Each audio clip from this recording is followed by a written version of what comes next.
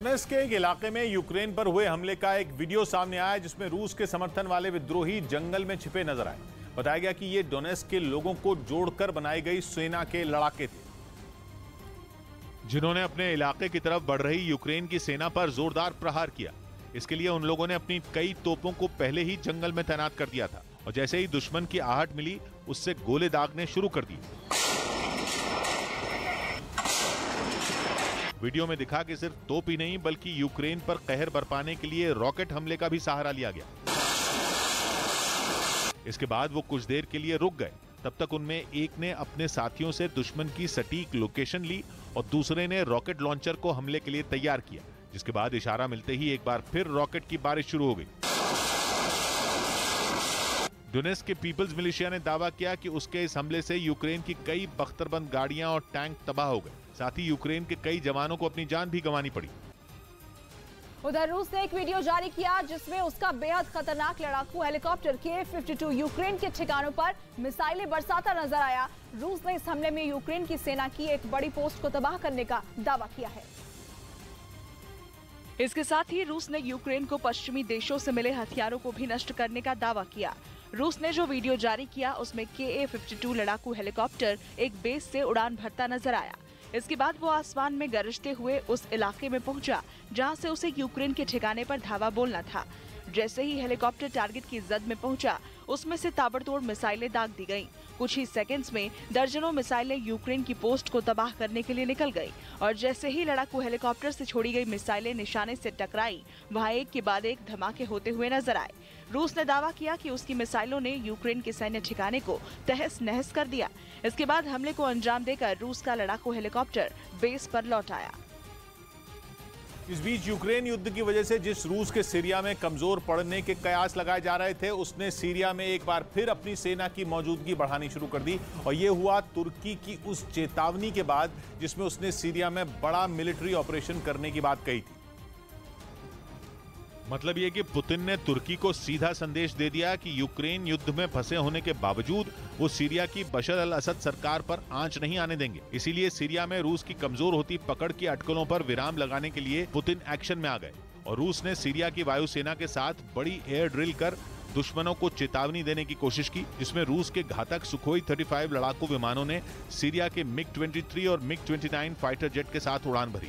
पश्चिमी मीडिया ने दावा किया कि पिछले दिनों रूस ने सीरिया में अपने सबसे खतरनाक 6 Ka-52 अटैक हेलीकॉप्टर और 2 सुखोई 34 लड़ाकू विमानों की भी तैनाती कर दी है, जो यूक्रेन की जंग में अपना लोहा मनवा चुके हैं। और दावा तो यह भी है कि सीरिया के अलग अलग शहरों में रूस की दर्जनों बख्तरबंद गाड़ियों के काफिले भी पहुंच चुके हैं।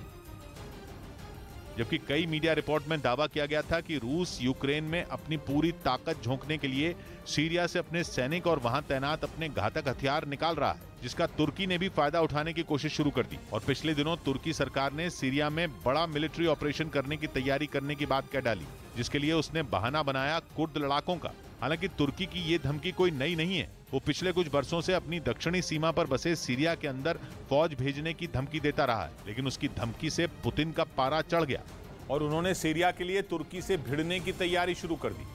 असल में सीरिया में छिड़े गृह युद्ध में रूस ने पहली बार 2015 में दखल दिया था और वो वहां की बशर अल असद सरकार के साथ खड़ा है। साथ ही रूस ने तुर्की से 2019 में यह वादा किया था कि वो सीरिया के उत्तरी इलाके में 30 किलोमीटर लंबा सुरक्षित क्षेत्र बनाने में उसकी मदद करेगा। लेकिन तुर्की का आरोप है कि रूस कुर्द लड़ाकों को उसकी सीमा से 30 किलोमीटर पीछे धकेलने में नाकाम रहा। इसीलिए तुर्की ने अब इस संगठन का खुद खात्मा करने का ऐलान कर दिया और दावा किया कि वो अपनी सीमा के आसपास घूम रहे कुर्द लड़ाकों को मार गिराएगा और फिर सीरिया की सीमा में घुसकर वहां के अलग अलग हिस्सों में भी उनका खात्मा करेगा। पारिवारिक विवाद में चली लाठियां, कई लोग हुए जख्मी। यूपी के रायबरेली में मामूली विवाद में 2 पक्षों के बीच चली लाठियां, कई लोग जख्मी। सूचना मिलने पर पहुंची पुलिस ने 3 लोगों को हिरासत में लिया। यूपी के संभल में प्रशासन की बड़ी कार्रवाई, गैंगस्टर एक्ट के तहत आरोपी भूरा की 86 लाख रुपए की संपत्ति कुर्क। मध्य प्रदेश के इटारसी रेलवे स्टेशन पर खड़ी पातालकोट एक्सप्रेस के इंजन में अचानक आग लग गई। रेल प्रशासन की सूझबूझ के चलते बड़ा हादसा टला। ताइवान पर नजर गड़ाए बैठे चीन का उसे धमकाने के लिए नया पैंतरा सामने आया। चीन के सरकारी अखबार ग्लोबल टाइम्स ने दावा किया कि चीन के 29 जंगी जहाज ताइवान की एयर स्पेस में घुस गए।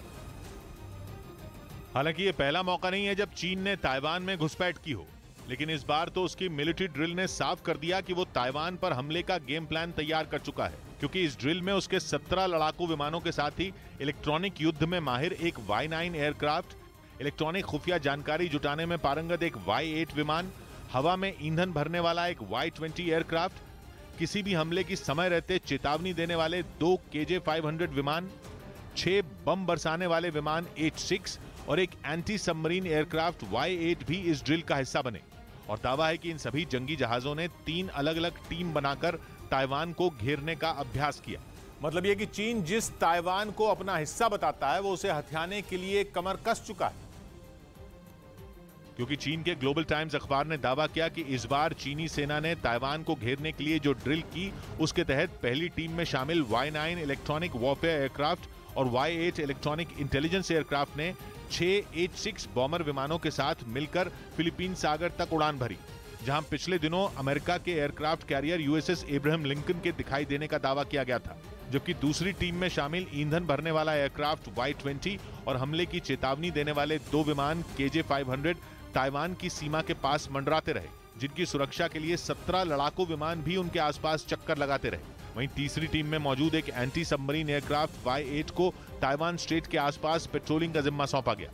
हालांकि इससे पहले भी चीन कई बार ताइवान की सीमा में घुसपैठ कर अपने तेवर दिखा चुका है, लेकिन इस बार ड्रैगन ने ऐसी प्लानिंग की जिससे ताइवान और उसके सहयोगियों के कान खड़े हो गए, क्योंकि चीन ने ऐसे वक्त में अभ्यास के नाम पर ताइवान को धमकाने की कोशिश की जब पिछले महीने ही ताइवान पर चीन के हमले की तैयारी के कुछ ऑडियो लीक हुए थे, जिनमें चीन की सेना के बड़े अफसर ताइवान पर हमले की प्लानिंग करते सुनाई दिए थे और ये बात कर रहे थे कि चीन ताइवान स्ट्रेट और दक्षिण चीन सागर की तरफ से ताइवान पर हमला कर सकता है। ये ऑडियो चीन की ही एक मानवाधिकार कार्यकर्ता ने शेयर किया था और दावा किया कि इसमें चीन की सेना के अफसर ताइवान पर हमले की साजिश रच रहे थे और बात कर रहे थे कि वहां युद्ध कैसे और किस दिशा से लड़ा जाएगा। और हाल के दिनों में चीन के जो ऑडियो और वीडियो सामने आए हैं उनके आधार पर माना जा रहा है कि चीन की सेना ने ताइवान पर हमले का मन बना लिया है। एक रिपोर्ट में दावा किया गया कि चीन के 4 सीक्रेट प्लान। पहला यह कि उसकी सेना ताइवान स्ट्रेट और दक्षिण चीन सागर की ओर से ताइवान पर हमला करेगी। ताइवान स्ट्रेट समंदर का 180 किलोमीटर चौड़ा इलाका है जो पूर्वी चीन सागर और दक्षिण चीन सागर के बीच है और ताइवान को एशिया महाद्वीप से अलग करता है। लीक हुई ऑडियो क्लिप में सुनाई दिया कि चीन के 1,40,000 सैनिक और 900 से ज्यादा जहाज इस हमले का हिस्सा होंगे। प्लान के तीसरे हिस्से में ड्रोन बनाने और समुद्री लड़ाई के दौरान दुश्मन की सेना पर निगरानी के लिए जरूरी सैटेलाइट सर्विस को बढ़ावा देने पर जोर दिया गया। और चौथे हिस्से में दुनिया भर में मौजूद चीन की संस्थाओं और चीन के लोगों को सक्रिय करना है ताकि मुश्किल वक्त में वो चीन के समर्थन में मुहिम चला सके।